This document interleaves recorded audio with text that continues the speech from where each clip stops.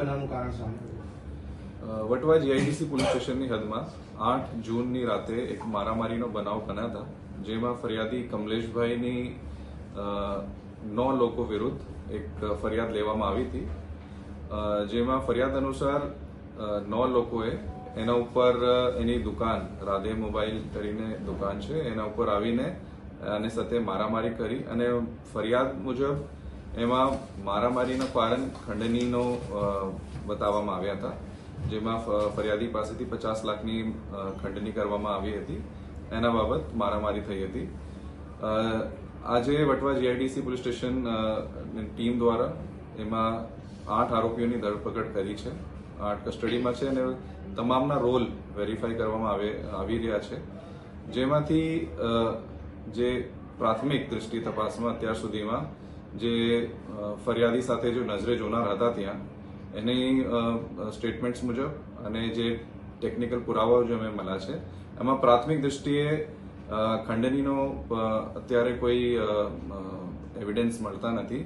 ફક્ત એ 2-3 ઇલેક્ટ્રોનિક વસ્તુઓ ફોનની ભાવમાં જે બાબતમાં અને જો બોલાચાલી થઈ ફોન ઉપર એના ઉપરથી એ મારામારીને એક બનાવ બનાવ્યો છે અને આરોપીઓની જે ધરપકડ અત્યારે કરવામાં આવી છે એના ઉપરથી તમામની રિમાન્ડ લેવામાં આવશે અને આગળ કેમ કે ગુનાહિત ઇતિહાસ પણ ધરાવે છે એના ઉપરથી પણ એની તપાસ કરવામાં આવશે.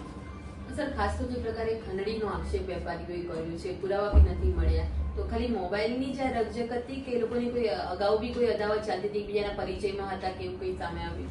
પ્રાથમિક જે સ્ટેટમેન્ટ્સમાં અને પુરાવા જે મળ્યા છે એમાં બંને પક્ષ એકબીજાને ઓળખતા હતા અને જે પુરાવા મળ્યા છે એમાં ફોન ઉપર અને ચેટિંગમાં પણ વસ્તુઓની ઇલેક્ટ્રોનિક વસ્તુઓની ફોન્સના ભાવ બાબતે અને બોલાચાલી થઈ છે.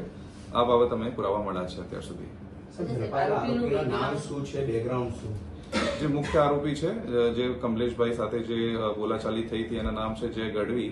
એના સાથે એના 7-8 મિત્રો છે, જેમાં મુખ્ય છે વિશાલ ઉર્ફ ઉલિયો, સિદ્ધાર્થ, કૃણાલ, વિહાર જોશી, કૃણાલ મરાઠી, આ પ્રકારના લોકો છે. એના સાથે 1-2 લોકો છે જેના રોલ અત્યારે વેરીફાઈ કરવામાં આવી રહ્યા છે, એ ખરેખર મારવામાં હતા કે બીચ બચાવવામાં હતા. અત્યારે એક આરોપીની ધરપકડ અત્યારે કરવામાં બાકી છે.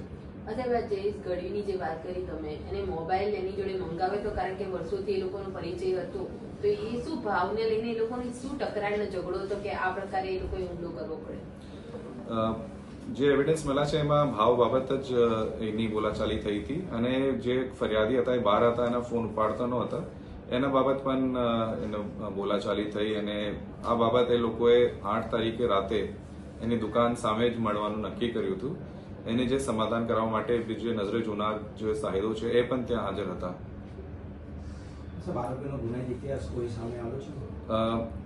તમામ વિરુદ્ધ મારામારીનો બનાવો છે. એક આરોપી છે વિશાલ ઉર્ફ ઉલિયો, એના વિરુદ્ધ 2017માં એક મર્ડરનો પણ એક કેસ થયું છે. આગળની દિશા તપાસ કઈ દિશામાં રહેશે? કારણ કે છડે ચોગાડતે વેપારી પર હુમલો કરવો જેના કારણે અન્ય વેપારીઓ પણ પોતાને ભયમાં હોવાનું માની ગયા હતા. હા, બિલકુલ. આ ગંભીરતાથી જે જ્યારે ફરિયાદ અમારી પાસે આવી, આ ફરિયાદની ગંભીરતાને ધ્યાન રાખીને જેમાં કડક સ્ટ્રોંગ કલમો હેઠળ જ ગુના દાખલ કરવામાં આવેલા હતા, જેમાં અટેમ્પ્ટ ટુ મર્ડર અને ખંડની જેવી કલમ લગાવવામાં આવી હતી અને બિલકુલ પ્રોફેશનલ તપાસ અને ટેકનિકલ જે પુરાવો છે FSL મારફતે પણ કરવામાં આવશે. તમામ આરોપીઓની ફરિયાદીની ફોનની પણ ચકાસણી FSL મારફત કરવામાં આવશે અને જે પણ પુરાવા આવશે એની ડાયરેક્શનમાં જ અમે કાયદેસર કાર્યવાહી કરશું.